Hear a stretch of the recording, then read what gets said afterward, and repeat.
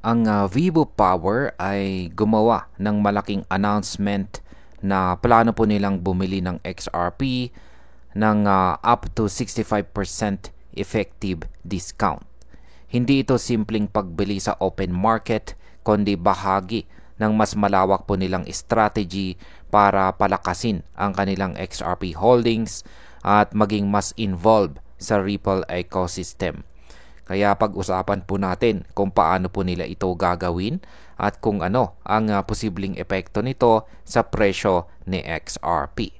Kaya yan, bago po tayo magpatuloy ay pakibasa na lamang po muna ang disclaimer dito po sa ibaba ng ating screen. At ayan, simulan po natin sa kung paano po bibili ang Vivo Power ng XRP. Ipinaliwanag po ng kumpanya na hindi sila bibili ng XRP ng direkta sa exchange sa mababang presyo. Ang kanilang subsidiary na si Caret Digital ay mag-i-expand ng proof of work mining operations.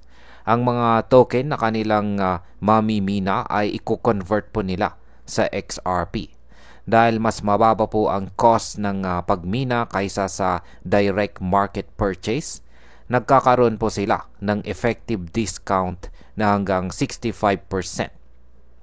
Ito ay magandang balita para sa market dahil nagpapakita po ito na seryoso silang mag-accumulate ng XRP. Ngayon ay ano naman ang ibig sabihin ng 65% discount? Maraming nalilito na parang bumibili si Vivo Power ng XRP sa sobrang baba ng presyo pero hindi po ito literal.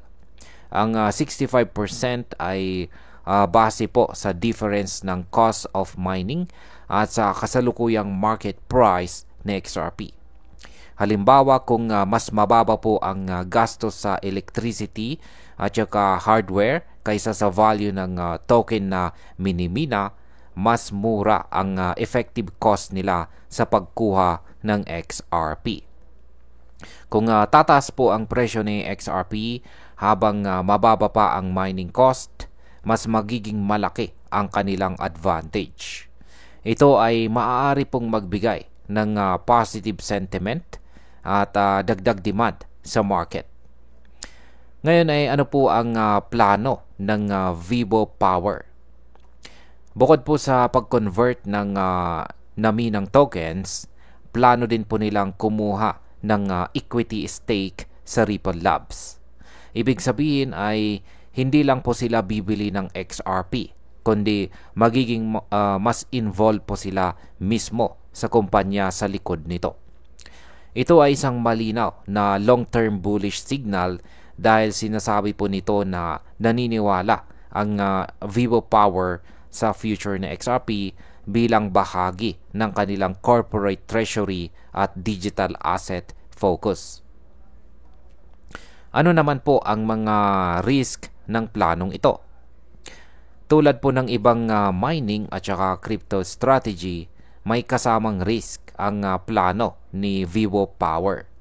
Kapag tumaas po ang energy cost o bumaba ang presyo ng token na kanilang minimina, mas lalaki po ang kanilang gastos. Maaari rin itong maapektuhan ng regulation at volatility ng crypto market. Kung may biglang pagbaba ng presyo dito kay XRP, posible pong bumaba ang value ng kanilang holdings kahit mababa ang acquisition cost. At ayan, bilang panghuli, ang aking opinion naman tungkol dito ay ito ay isang malakas na bullish sign para kay XRP. Ipinapakita po nito na may kumpanyang handang mag-invest ng malaki at maging bahagi ng ecosystem ni Ripple. Posible pong magkaroon ng dagdag na demand kay XRP at tumaas ang kanyang presyo kung magpatuloy po ang kanilang accumulation.